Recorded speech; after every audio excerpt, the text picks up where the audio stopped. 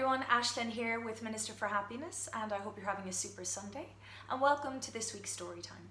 As always, the purpose of every story every week is to inspire some change in our lives in the most positive and wonderful ways.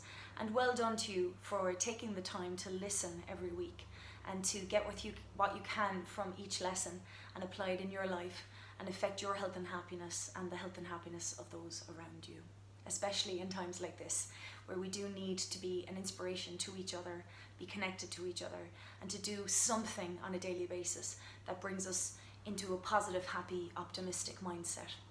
So this week's story is something that I came across a long time ago, and it's a lovely old Zen fable, and it's called The Zen Buddhist Priest.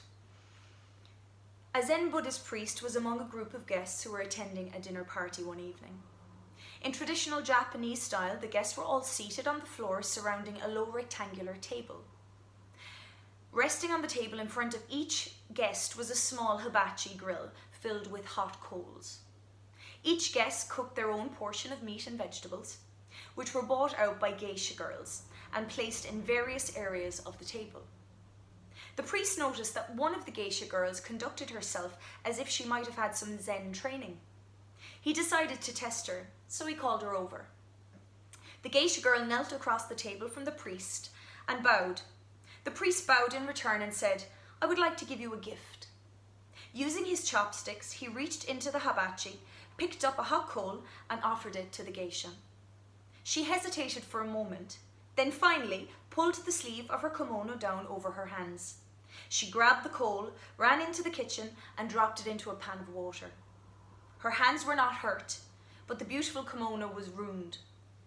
When the geisha returned with her new kimono, she went back to the table and then knelt across from the priest. She bowed to the priest. He bowed in return. Then she said, "I would like to give you a gift as well." "I would be honored," the priest replied. She picked up a pair of chopsticks, removed a hot coal from the priest's grill, and offered it to him. The priest reached into his robe and took out a cigarette. As he leaned forward to light the smoke, he said, "Thank you. That is exactly what I was looking for." In the story, the priest, as well as the geisha, amplify the true spirit of Zen. Instead, she accepted, in the case of the geisha girl, she could have easily gotten angry at the priest, but the only thing that anger would have done would have burnt her. Instead, she accepted the piece of coal and unrolled the kimono and went into the other room to dispose of it and change her clothes. In the case of the priest, he didn't just roll with it, so to speak. He adapted the coal as a light for his cigarette. Both the priest and the geisha adapted to their situations and accepted what was presented to them without creating any friction. This may be just a story, but one which highlights an important point. To go with the natural flow of things is part of the path to peace and harmony within oneself. Keep in mind, this doesn't mean you should lie down and take whatever comes at you and live without any goals or intentions. There is a time to act, but it should be done in the spirit of naturalness instead of in the spirit of resisting what is. It should be also done while considering the well-being of others and of yourself. And we should live mindfully in order to observe when we're creating that friction in order to be able to identify what's the natural way in the first place. So, this week's story, obviously the message in here is that sometimes we have situations we're presented with or circumstances that aren't pleasant. And we have a choice. We always have a choice in how we respond. And we can be reactive and irrational and defensive. Or sometimes we could take a moment and go with the flow, and life sometimes will give you the answer as what to do next.